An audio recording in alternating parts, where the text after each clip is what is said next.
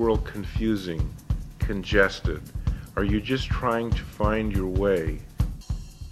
There must be a light at the end of this tunnel. Well, there's a way to find your calling, to find that job you want and deserve, when someone will come up to you and say, "You're hired."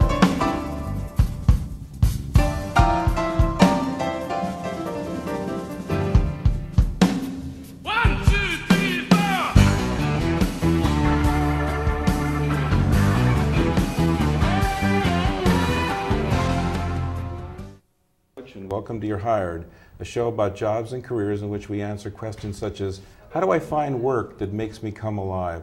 How do I get that job I want and deserve? How do I find out about various industries such as architecture, medicine, psychiatry, and psychology? Well, we're going to answer those questions and many more on this show by having on the show knowledgeable, interesting guests. And before I introduce our guest today, I want to encourage you to take a look at my website.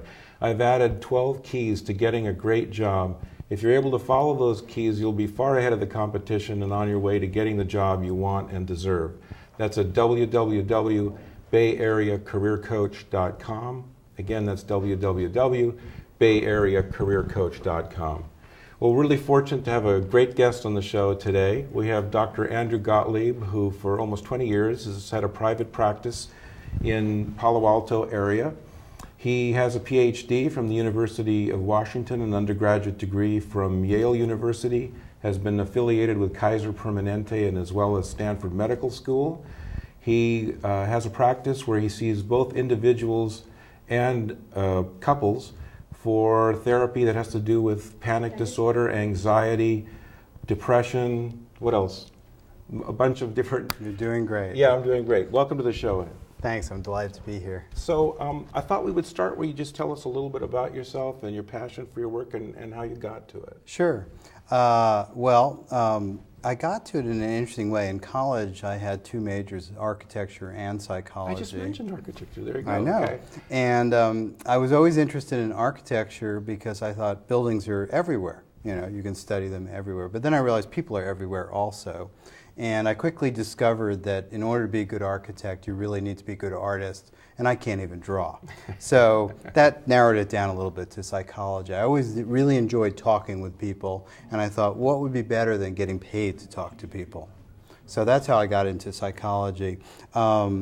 The passion I have is that I really enjoy working with people, and I'm very intellectually curious about many different things, and I sort of get to live many different lives through the lives of my clients. I learn a lot about their fields of interest and their professions, and I find that really very fascinating. And I also get to help them grow through their problems. So that's it keeps really you engaged and interested. Yeah, and I read about everything. I need to, I need to know a little bit about what it's like to be a CEO, or what it's like to be a lawyer, what it's like to be a nurse, or school teacher, or a housewife, or mother or father. So I learn a lot about a lot of different things. It's great.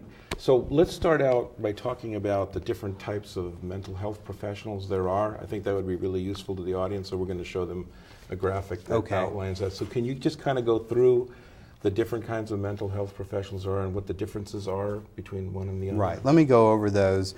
The graphic, I think, just shows the overall types of mental health professionals. The first one is psychiatrists.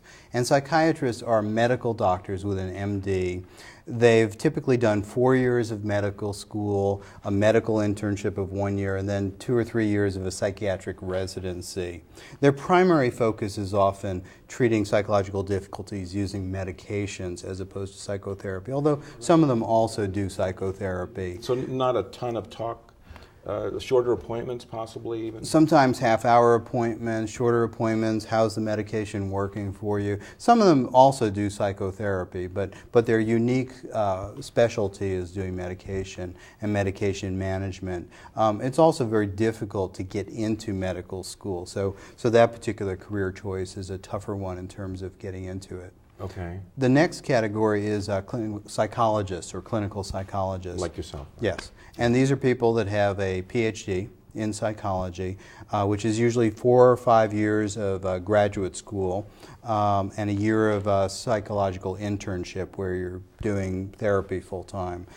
Psychologists typically will focus primarily on psychotherapy of individuals, couples, families, children, adolescents, but they also do psychological testing. They're the only type of professional that is trained and licensed to do psychological testing.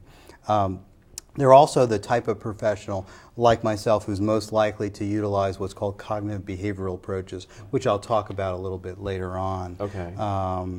And the last category is... Before you go to that, yeah. do they sometimes work together? Does a psychologist sometimes have a psychiatrist as a backup to prescribe the medications Yes. if they feel there should? So there's Definitely, a link and between the two? I do a lot of that. I have a couple of psychiatrists that I love working with, and for instance, I'm seeing someone who's very severely depressed. Often I'll refer them for medication consultation. The psychiatrist will manage the medication, and I'll do the psychotherapy. So that's a great question, and we do lots of that.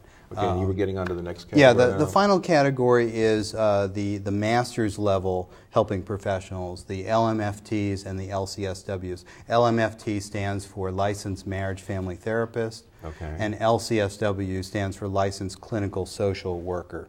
These are people that have had 2 years of post-college graduate training, usually a year of internship.